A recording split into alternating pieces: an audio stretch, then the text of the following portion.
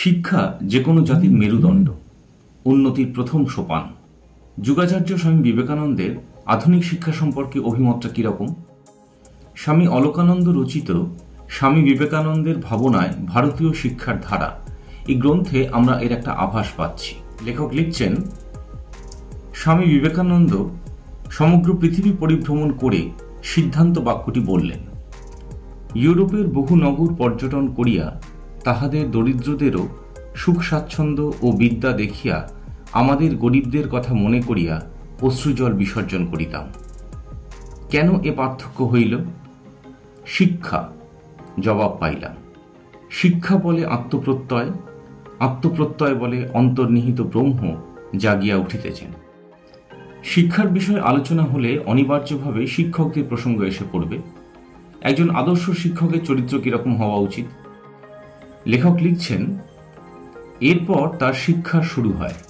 এখানে শিক্ষার্থীদের প্রসঙ্গে বলা হচ্ছে। এই অবস্থায় শিক্ষকের দায়িত্ব এসে পড়ে। আদর্শ শিক্ষক না হলে ছাত্র যথার্থ আদর্শের ধারক হতে পারে না। আদর্শ শিক্ষক কাকে বলবো? ডিগ্রিধারী, কাপুরে ভদ্র অনেক শিক্ষক হতে পারেন, কিন্তু তারা আদর্শ শিক্ষক নন। শিক্ষায় একটি দ্বীপ থেকে আরেকটি দ্বীপ প্রজ্বলন হয়। মূল দ্বীপটি যদি উজ্জ্বল হয় তাহলেই অপর দ্বীপকে জ্বালানো সম্ভব হয়। অপূর্ব কথা। অবশেষে শিক্ষা ব্যবস্থা প্রসঙ্গে আসি। লেখকের মতে বর্তমান শিক্ষা ব্যবস্থার পাঠ্যপুস্তকের মধ্যেও রয়েছে বেশ কিছু উদ্দেশ্যমূলক পাঠ্যক্রম। এ প্রসঙ্গে বিস্তারিত আলোচনা এই প্রবন্ধে সম্ভব নয়, তাই আমরা কিছু দিক নির্দেশ করছি মাত্র। গণিতে আমরা মিশ্রণের অঙ্ক শেখাই। এক গোয়ালা এত পরিমাণ দুধে অত পরিমাণ জল মেশায়, বা একজন ব্যবসায়ী এত পরিমাণ চাউলে অত পরিমাণ কাঁকড় মেশায়। এভাবে যে অঙ্কের বয়ান শেখানো হয়, এতে কি আমরা একটি ছাত্রকে তার শিক্ষার প্রথম লগ্নে ভবিষ্যতে একটি ভেজাল কারবারি হতে শিক্ষা দিচ্ছি না? খুব সিগনিফিক্যান্ট কথা। তাহলে এই হলো স্বামীজির স্বপ্নের শিক্ষা ব্যবস্থা সম্পর্কে মোটামুটি একটা রূপরেখা। কিন্তু এই স্বামীজির দেশের মানুষ হয়ে বর্তমানে আমাদের সমাজের অবস্থাটা কি? নিয়োগ দুর্নীতি কাণ্ডে শিক্ষামন্ত্রী জেলে যাচ্ছেন, আর শিক্ষামন্ত্রী বান্ধবীর বাড়ি থেকে উদ্ধার হচ্ছে কোটি কোটি টাকা। যার রেজাল্ট উচ্চ মাধ্যমিক পরীক্ষার খাতা হয়তো চেক করছেন কিছু অযোগ্য শিক্ষক, যাদের যোগ্যতা থেকে চাকরি পাওয়া সবই আজ প্রশ্নের মুখে। এমনকি পুরো বিষয়টাই আদালতের বিচারাধীন। ইংরেজ শাসনের অত্যাচার সম্পর্কে খোদ লন্ডনে বসে ইংরেজদের মুখের ওপর স্বামীজি বলেছিলেন, যে পাপ তোমরা করে গেলে তাতে ভারত মহাসাগরের তলার সমস্ত কাদা যদি তোমাদের দিকে ছুঁড়ে মারা যায় তাহলেও তার প্রায়শ্চিত্ত হবে না। তাহলে আজকের সমাজের এই পাপকে দেখলে স্বামীজি কি বলতেন? এটাই সবচেয়ে বড় প্রশ্ন।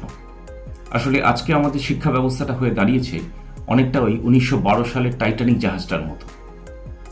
আমেরিকার স্ট্যাচু অফ লিবার্টি থেকেও কয়েক গুণ বড়, অত্যন্ত বিলাসবহুল এই জাহাজটা তৈরি করতে সময় লেগেছিল প্রায় 2 থেকে 3 বছর। কিন্তু দুঃখের বিষয়, এই জাহাজটার আয়ুষ্কাল ছিল মাত্র 4 দিন। আমরা সবাই জানি হিমশৈলের সঙ্গে ধাক্কা লাগার পরে নর্থ আটলান্টিকে সলিল সমাধি ঘটেছিল এই জাহাজটার। কিন্তু পরবর্তীকালে গবেষণাতে দেখা যাচ্ছে মূল ত্রুটি ছিল জাহাজটির নির্মাণ শৈলীতে। অর্থাৎ সোজা কথায়, যে র মেটেরিয়াল দিয়ে একটি জাহাজ তৈরি করা হয়, যেমন স্টিল প্লেট বা নাট বল্টু, এগুলোতেই ভেজাল মেশানো ছিল। হিমশৈলের ধাক্কা সহ্য করবার মতো ক্ষমতা ছিল না এই বিলাসবহুল প্রমোত্তরণী। অর্থাৎ সোজা কথায় গোড়ায় গলদ, অনেকটা আমাদের আজকের এই শিক্ষা ব্যবস্থার মতো। কিন্তু চারিদিকে এই যে চূড়ান্ত অব্যবস্থা, এর একটা অন্য দিক আছে বা একটা অন্য কারণ আছে। বিখ্যাত পরিচালক সত্যজিৎ রায় আজ থেকে বহুদিন আগে তার বিখ্যাত সিনেমা হীরক রাজার দেশেতে এর জবাব দিয়ে গেছেন।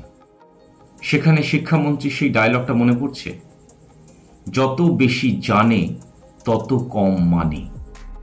This is the most important and significant thing.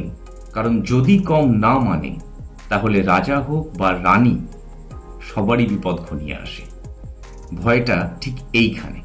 This is very very common criminal psychology.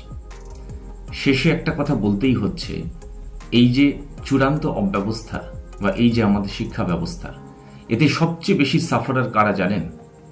সেই সমস্ত ছোট্ট ছোট্ট মানুষগুলো যারা মহামান্য সুপ্রিম কোর্ট, মাননীয় প্রধানমন্ত্রী, মাননীয় মুখ্যমন্ত্রী এই শব্দগুলোর মানেই হয়তো জানে না, জানার বয়সই হয়নি। এবং তারা এটাও জানে না যে তাদেরই অজান্তে কত বড় ক্ষতি তাদের হয়ে যাচ্ছে। ইতিহাস কিন্তু একদিনের প্রতিশোধ নেবে। আজ এ পর্যন্তই। সবাই ভালো থাকবেন। পরের পর্বে আবার দেখা হবে। নমস্কার।